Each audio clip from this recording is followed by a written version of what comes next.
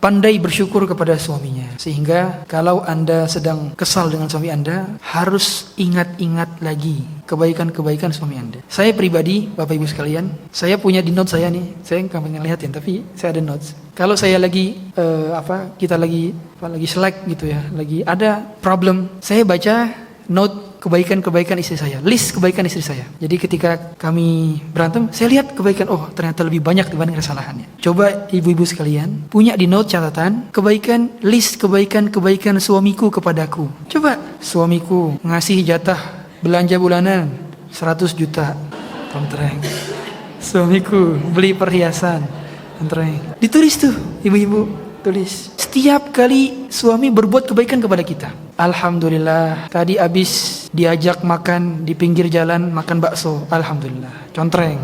Tulis lagi, setiap kali berbaikan. Nanti kalau lagi kesal-kesalnya, buka catatan tersebut. Masya Allah, kebaikannya banyak banget. Ini kenangan semua ini.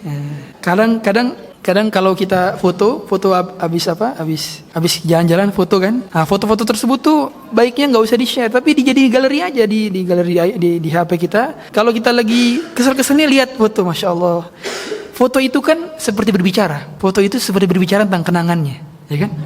Maka kalau ada foto di satu lokasi ini, Masya Allah, dulu pernah kesini sama suami, dibeliin es krim sama suami, dilihat-lihat lagi.